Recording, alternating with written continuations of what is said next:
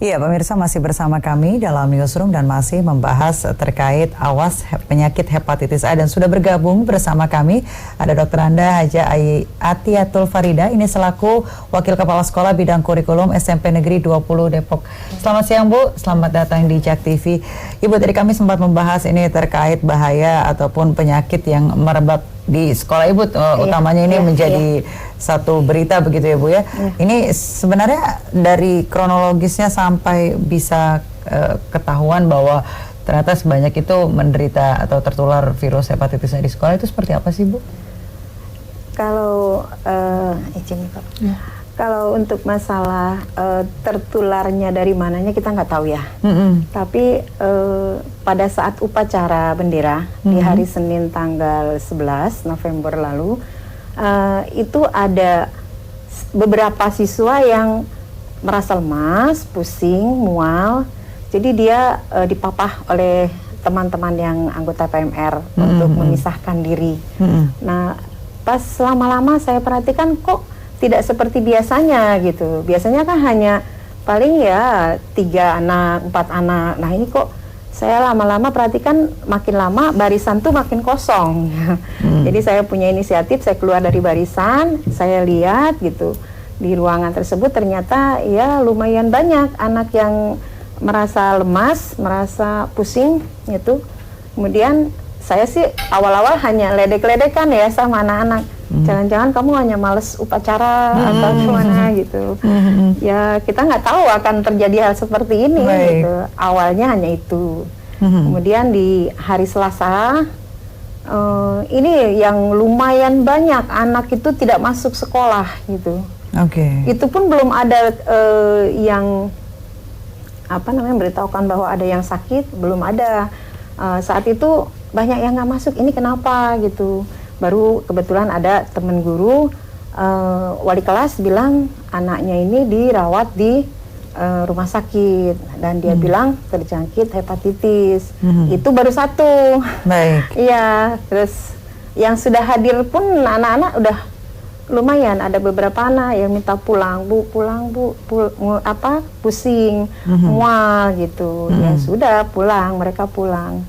Baik, Bu Atiatul, bahwa memang melihatnya ketika pada hari pertama begitu, memang secara beramai-ramai langsung keluar dari barisan upacara, apakah pihak sekolah sendiri tidak mencurigai atau sebelum hari Senin itu apakah mereka ada acara makan bersama atau mungkin acara kegiatan yang dilakukan bersama kemudian tertular virusnya bareng-bareng atau seperti apa dari pihak sekolah? Nah ini kalau udah muncul seperti ini saya juga bingung. Jadi kita kan ada kegiatan bukan hanya di SMP 20 ya, mungkin hampir se-Indonesia ya, yang tanggal 7 itu belajar di luar kelas, kan sudah ada jadwal tersendiri seperti itu. Memang ada kegiatan untuk makan bersama dan sebagainya, tapi saya perhatikan itu tidak masalah karena kan itu tanggal 7. Itu saat itu pun belum ada gejala apa-apa, nggak ada gitu. Saya kepada Dr. Ardiansyah, Pak, kalau melihat dari misalkan si pasien atau penderita ini mengidap atau terjangkit virus hepatitis itu, berapa hari sih setelah itu baru bisa diketahui adanya bahwa dia memang tertular penyakit atau terkena virus hepatitis itu? Iya, jadi bedanya kalau hepatitis sama keracunan makanan tuh biasanya kalau keracunan makan begitu berasa kan, begitu makan begitu mual, muntah dan segala macam.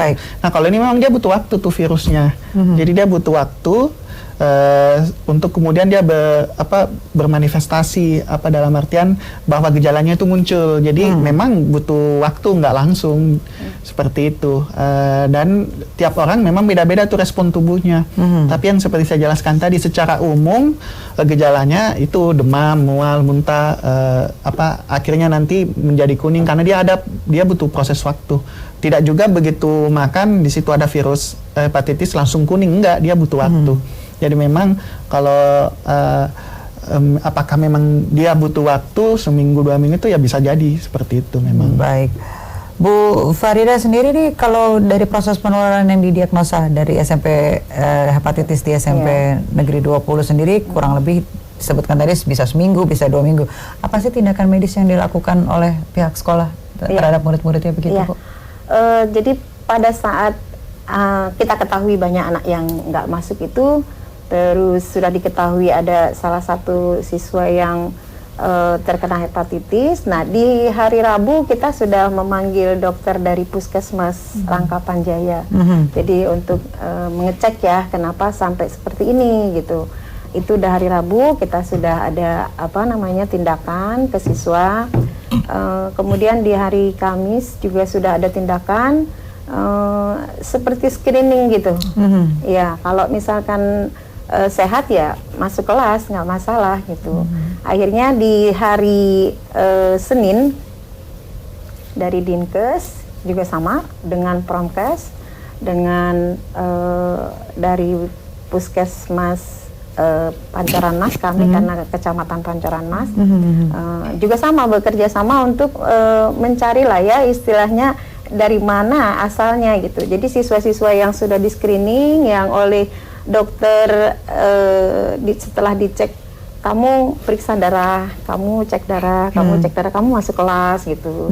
Jadi setelah itu diketahui lah berapa anak yang cek darah dulu gitu. Kalau untuk siswa sendiri di hari Senin yang secara keseluruhan itu udah langsung diberikan penyuluhan gitu. Kemudian untuk orang tua pun karena orang tua banyak yang meminta supaya anaknya tidak masuk kelas, itu pun sama sudah diberikan penyuluhan gitu. Baik, Pak Dokter, kalau dari penyakit hepatitis A sendiri ini apakah termasuk penyakit yang berbahaya, bisa mengancam nyawa, dan seperti apa sih penularan dan juga usia berapa saja yang kemudian rentan menjadi terjangkit? Karena infonya juga ada sebagian guru juga Ibu ya, nggak hanya murid, ada juga guru yang terjangkit begitu. Ini seperti apa Pak? Ya, jadi hepatitis A dibandingkan hepatitis yang lain sebenarnya lebih ringan lah, tidak seberbahaya B atau si C. Tadi penularannya itu memang lewat makanan. Kan yang saya bilang tadi. Dan namanya hepatitis karena dia virus, dia memang sembuh sendiri sifatnya. Dia sembuh sendiri, tapi kita harus memastikan bahwa dia istirahat yang cukup, cairan yang masuk dalam itu cukup, dan juga tentu dibantu obat-obatan sesuai gejala yang muncul tadi. Kalau dia demam, kasih obat demam. Kalau dia mual muntah, kasih obat mual muntah, seperti itu. Tapi prinsipnya dia akan kalau kondisi daya tahan tubuhnya baik, istirahatnya cukup, dia ini akan bisa berangsur membaik sebenarnya. Walaupun seperti itu bukan berarti berarti nggak apa-apa dong kita kena, ya tetap harus kita hindari juga. Seperti itu. Untuk usianya sih Pak Dokter, usia dari karena bisa dibilang dari usia yang anak sekolah hingga mungkin orang dewasa gitu. Dia tidak mengenal usia sebenarnya. Prinsipnya kalau kita kena virus itu bisa berefek ke pasiennya. Cuma tadi gejala-gejalanya tuh yang bisa bahkan kebanyakan tuh malah anak kecil, biasanya yang di bawah 6 tahun ya, biasanya tuh malah gejalanya tidak sebesar, tidak seperti kalau orang dewasa yang kena. Seperti itu. Cuma kalau anak SD kan udah inilah, yang saya tadi kan bilang di bawah 6 tahun, ini di atas 6 tahun berarti gejala-gejalanya berarti udah pada muncul sih, berarti.